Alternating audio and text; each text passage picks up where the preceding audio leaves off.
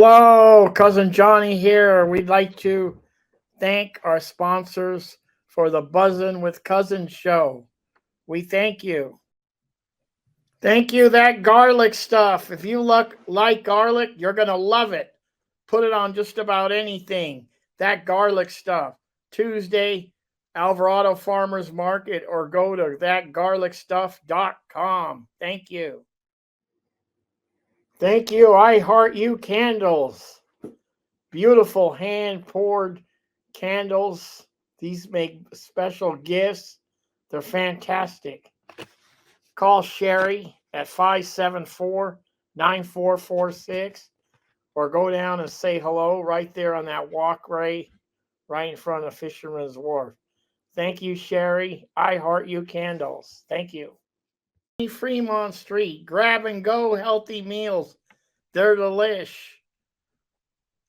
On your way from home from work, go grab some, heat them up, and fantastic. Thank you, Sud Cyber Laundry, 709 Lighthouse, Pacific Grove. Great modern machines, big screen TV, coffee, and a great friendly staff. Thank you, Suds. Thank you, the Whiskey Club, 425 Alvarado Street. Over 600 whiskeys to choose from. Go on in, relax, enjoy a nice whiskey. They also have a bottle shop. It's great. Great place to relax and enjoy. Tell them Cousin sent you. Thank you. Bye. Thank you, storyteller, author, and all-around good guy, Tony Albano. Tony has written 3 books, the latest being Cherish, about a New York teenager and a nun find love. Thank you, Tony. And if you want to order the book or find out more about Tony, go to Tony, Tony, Albano, Albano, storyteller.com. Check it out. Thank you. Thank you, sponsors, for the Buzzin' with Cousins show. We thank you. Hello, how's everybody doing out there? Cousin Johnny here, bringing you another show today. And let's get going. So when everybody out there, when you venture out to the Monterey music scene, you've probably seen a couple of lady drummers out there. And these guys, they're great. I love them, and I'm so happy that they're coming on the show today. So Buzzin' with Cousin is going to please welcome Diana Hagerty of Squidbrain, Lisa Rutta of the Transducers. Thank you, ladies, for coming on the show. And let me get you back on here. Here they are. Okay, thank you for coming on. The sisterhood of drummers. Love it. Yay. Super. Thank you. Yeah, so A little bit. we'll just start off. I'll ask a couple questions back and forth. So, Lisa, where are you from, and how did you end up in Monterey? Well, I'm a native Californian. I grew up in Los Angeles and ended up in the Bay Area for the last few decades. And just recently, I'm new to Monterey. I've only been here about 3 years now, full time. Yeah, so that's how I ended up in Monterey. It So, really was a COVID circumstance, I guess. Okay, got it. Yeah, I'm always curious because we're in a paradise here, and I'm always, curious how people end up here. And what about Diana? What about you? How'd you end up? You're from New York, right? I'm a native New Yorker, but I in Arizona. Actually, for 11 years, I just kind of got fed up with the New York winters. And I'm a teacher, and I've been teaching out there. And I'm sure you already know, like the political situation and the salaries aren't really great for teachers. And Yeah. I have an identical twin sister named Athena, and she had been Monterey for a long time, and she was always, singing its praises. And I just started looking online, and I was like, wow, teachers out there definitely make more money. And it was a hard decision, because it was a big decision for me to move. But I ended up getting a job in Salinas, and now this is my 5th year out here. And so I actually became an assistant principal out there, which was super fun. Yeah. But believe it or not, the whole music bug got me. And and then I ended up hooking up with Squidbrain, and I just love the music so much that I just wanted to do that more. So I ended up going back into the classroom. Now, when you moved here, did you realize did you know anything about Monterey, or you just like, I don't know? Nothing. You didn't realize you were coming to paradise. Oh my gosh. Yeah. The first time I went to like a Silmar, I was like, what? I'm definitely still going through a honeymoon phase. And it's definitely beautiful. Although I do like hot weather, so that's been an adjustment, like to wear pants, you know.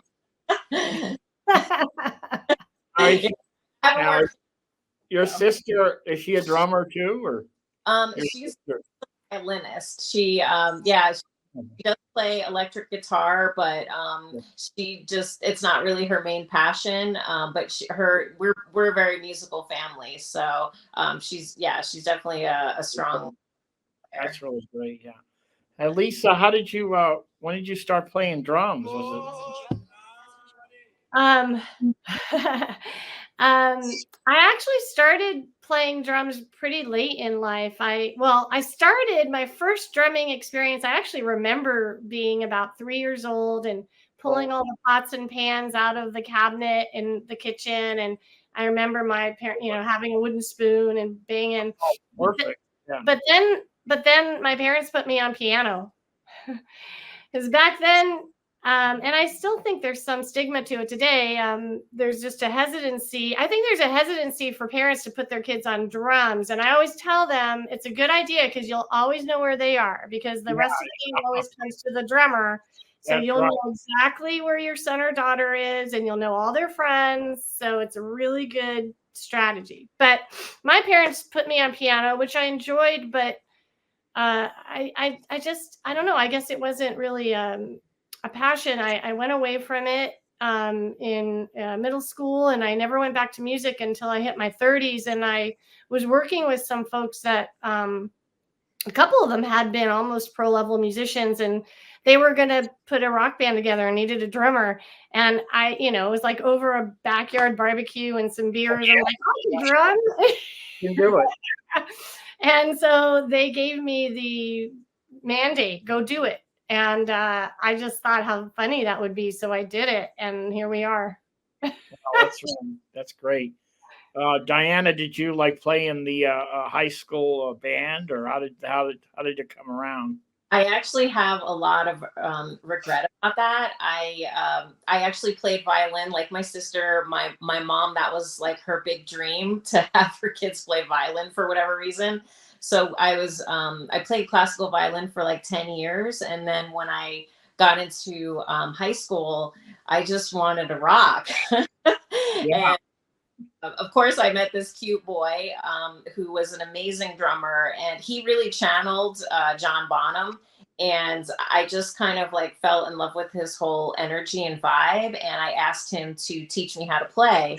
And he was a terrible teacher, but I didn't give up, and I kept persisting. And I remember it took me about 3 months to like learn just how to feel comfortable doing a basic beat. And then after that, I was just hooked. And so my family is pretty conservative.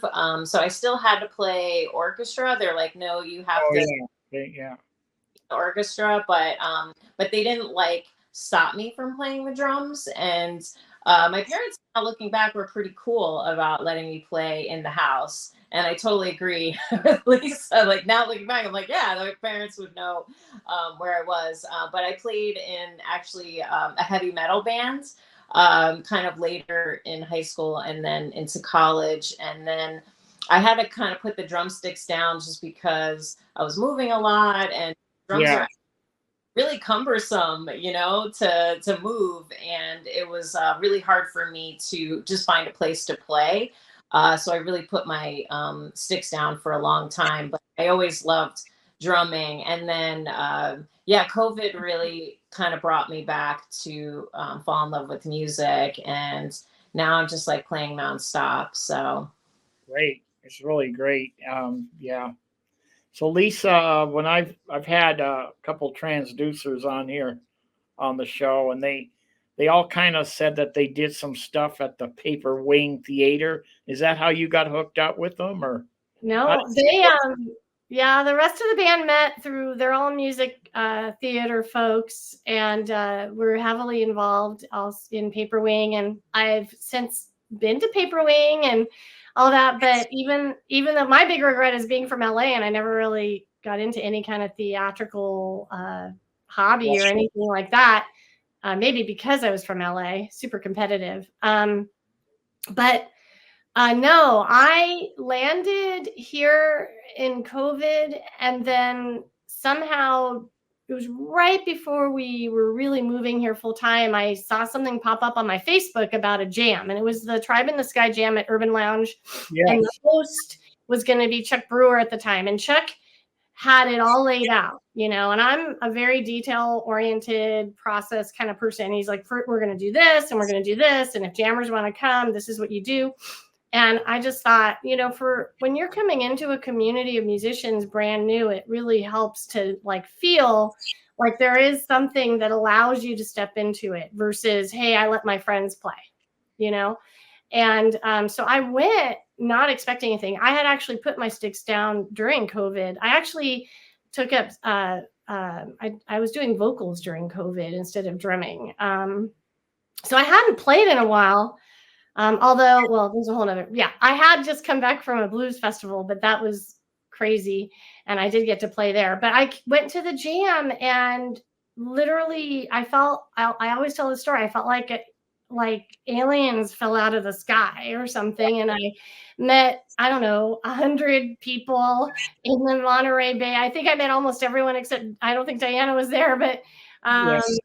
it was crazy, and there wasn't really any drummers that night. So I played almost the whole night. I got to jam with Rosewood, and then I met Taylor and Sam from the Transducers, and they invited me into.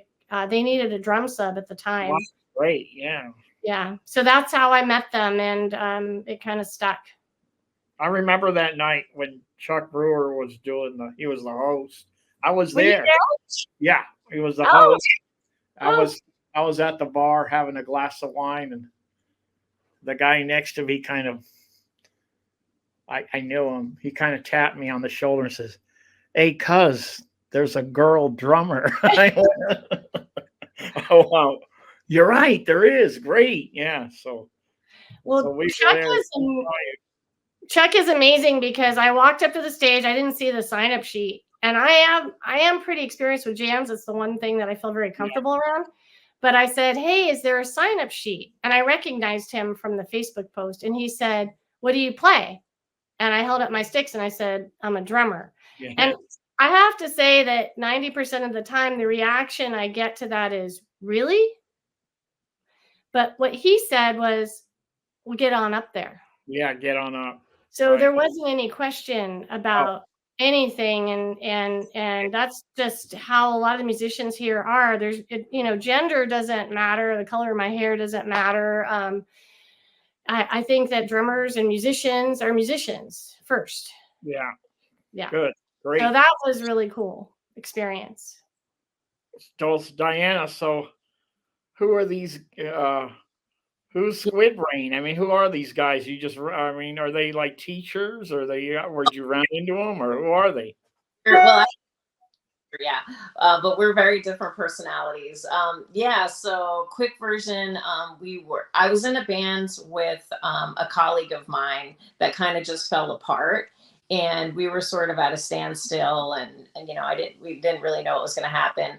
And then we were kind of jamming at this Monterey music club in Seaside, and then the manager there was like, hey, you might want to get together with this guitarist, Sam Cawthorn, because he he wants to kind of form his own project.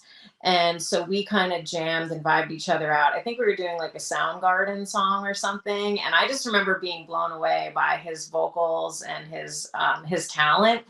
And he had such incredible songwriting capabilities that were like really unique. And he's like, yeah, I want to do this like surf psychedelic rock. Yeah, it's different. It's good. Yeah. Oh, where'd she go? Anna, you just left. You went dark on us. You went dark. Uh-oh. I will say Squidbrain rocks.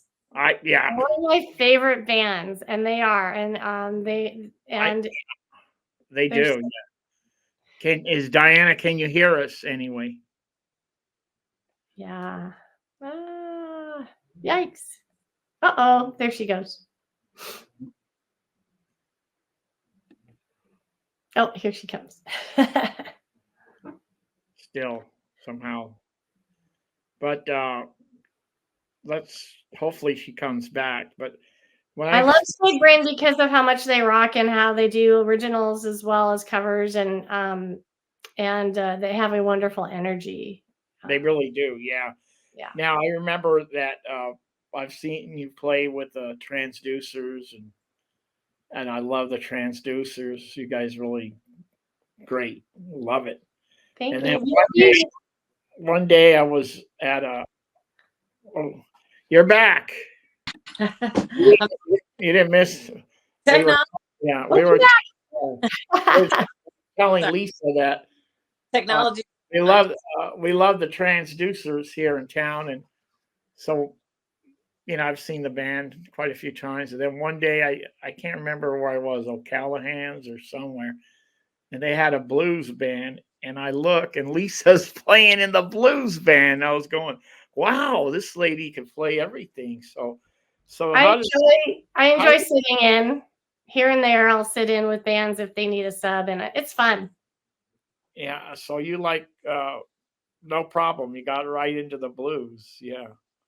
I come from the blues. I think out of all my drumming experience, I've done the most blues study out of any other, and the most blues playing,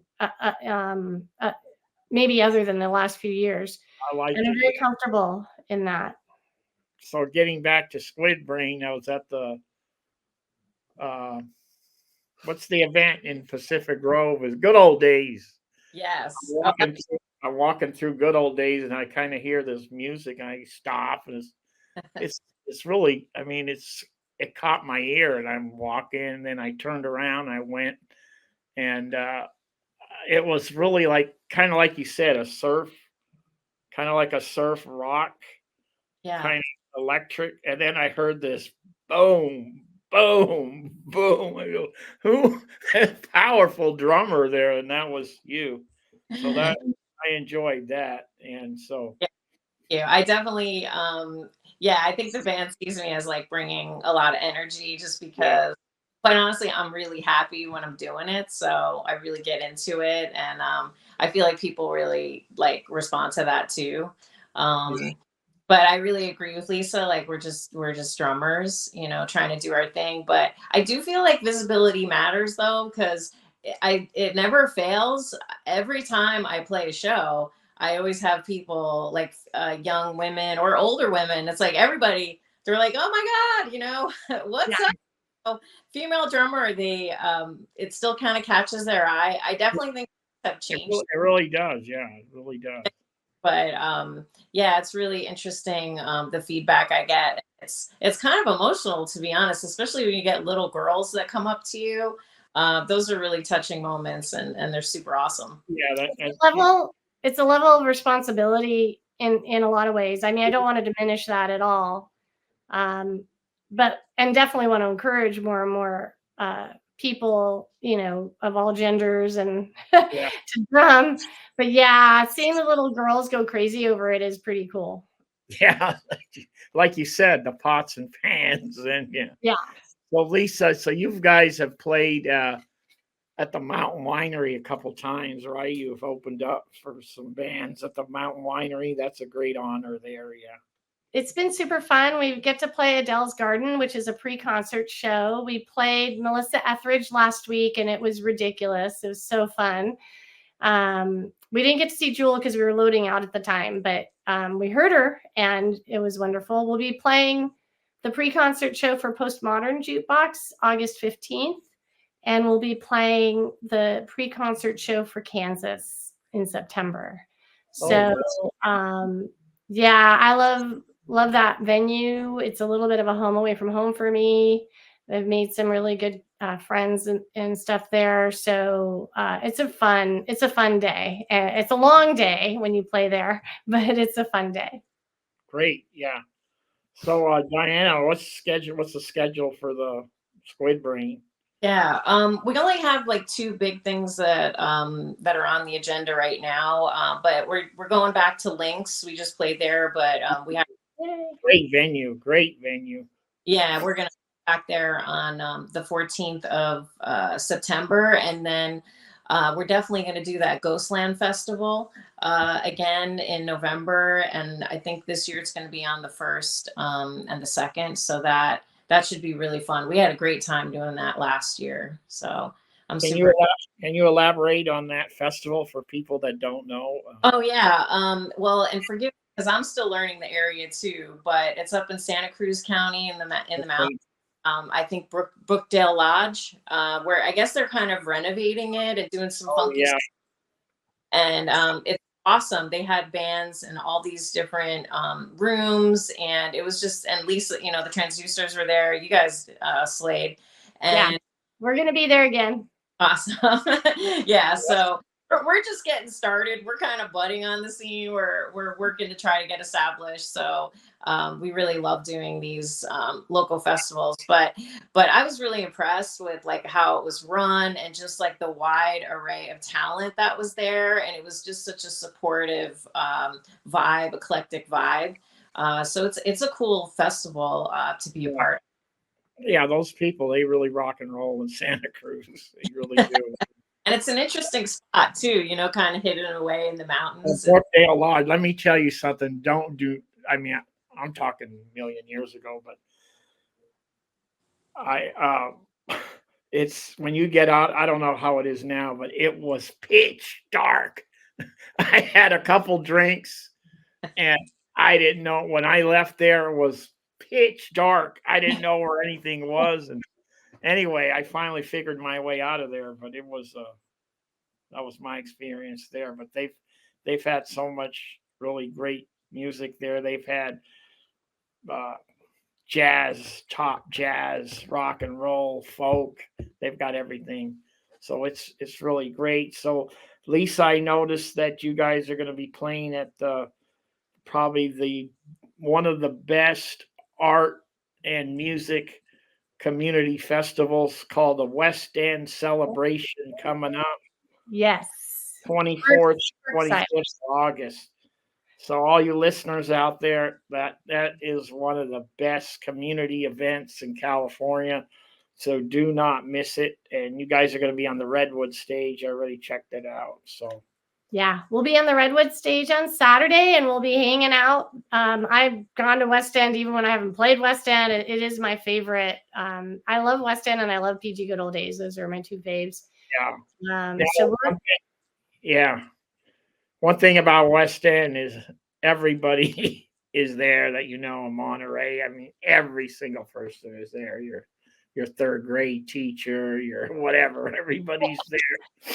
So it's a fun event. So I recommend that all the listeners out there to go to the West End celebration. Okay. Yeah. Ladies, does anybody have anything else you want to add to your I'll just throw out that the week after West End, we're going to be at Fernwood. It's our first show there, so in Big Sur, and we're really excited to be playing Fernwood in Big Sur on Saturday, August 31st. Oh, wow. Great. Yeah. And we will actually be playing at Paper Wing, which is going to be a really huge event for the band, since that is the original instantiation of the band. So we'll be there in November. So it's a little bit ways away, and I don't have it on the website yet, but keep checking back with us. And other than that, we do have our regular places. We are playing a Car Week show at O'Callahan's. We are getting back to Links sometime in September. Salty Seal is a monthly thing for us. Oh yeah, okay, good. So we're keeping busy. You guys are keeping busy, yeah. Yeah. And And- I'm excited to go see Squidbrain at some point soon. Oh yeah, we want Yeah. to Squidbrain. Maybe at the Other Brother. Have you played at Other Brother? Yeah, we played there a bunch of times. That was super fun. That's a good venue. They're always great. That's a fun venue. Yeah. Yeah. But like us on Instagram and Facebook, because we'll be updating stuff. And we do have a new song out on our website, squidbrainseaside.com. So check us out. Oh yeah, that sounds great. So I can't I want to just say that if you have any gigs or anything that you want to promote or say, you're welcome to come on the Buzzing with Cousin page and promote it. No questions asked. Just do it. Yeah. We'll probably take you up on it also for our album release, which will be later, probably in a couple months or so. Anytime. Awesome. Thank you so much. I'm so happy that you ladies came on, and it's really a cool thing, and I love it. So thank you so much for coming on, and I'm looking forward to seeing you guys out on the Monterey music scene. So Diana, thank you so much. Lisa, thank you so much. Thank you, all the listeners out there, and Cousin Johnny, Lisa, and Diana are saying goodbye. Okay, everybody. Thank you. Thank you. Thank you, Johnny. Bye.